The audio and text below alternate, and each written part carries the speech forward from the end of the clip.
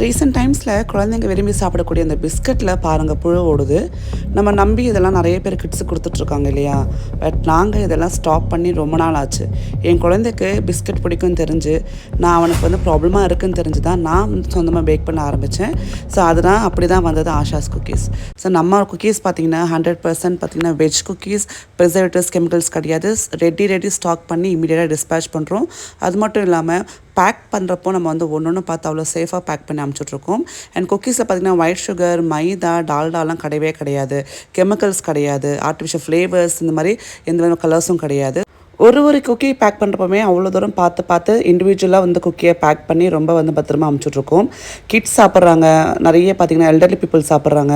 நம்ம அரைக்கக்கூடிய அந்த மாவெல்லாம் நம்மளே ரெடி பண்ணி அரைக்கிறது தான். ஸோ இது வந்து எதுவுமே பார்த்திங்கன்னா கெமிக்கல்ஸை ப்ரிசர்வேட்டிவ் சேர்க்கறது கிடையாது.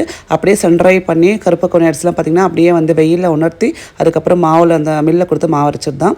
அடுத்தது பார்த்திங்கன்னா நம்ம குக்கீஸ் பேஸே பார்த்திங்கன்னா கோதுமை மாவில் தான் செய்கிறோம். அது மட்டும் இல்லாமல் மில்லட்ஸ், கருப்பு கவுனி, அது மாதிரி ராகின்னு சொல்லி எக்கச்சக்கமான ஹெல்த்துக்கு வந்து நல்லது பண்ணக்கூடிய இன்க்ரீடியன்ஸாக சேர்த்து நம்ம குக்கீஸாக செஞ்சு கொடுத்துட்ருக்கோம். குழந்தைக்கு பிடிக்கக்கூடிய விஷயம் கொஞ்சம் நல்லா ஹெல்த்தியாக பண்ணலாம் அப்படின்னு ஆரம்பிச்சது தான் இப்போ ஓஹோன்னு போயிட்டுருக்கு. ஸோ கண்டிப்பாக ட்ரை பண்ணி பாருங்கள். உங்களுக்கு வந்து பிபி, சுகர் இருக்குன்னா கருப்பு கொனை குக்கீஸ் மறக்காமல் எடுத்துக்கோங்க. அதே மாதிரி நம்மக்கிட்ட சால்ட் குக்கீஸும் இருக்குது. அதே மாதிரி பார்த்திங்கன்னா வெந்தயக்கீரை குக்கீஸும் இருக்குது. ஸோ எனக்கு வாட்ஸ்அப் பண்ணுங்கள், உங்கள் டீட்டெயில்ஸ்லாம் ஷேர் பண்ணுறேன். பை.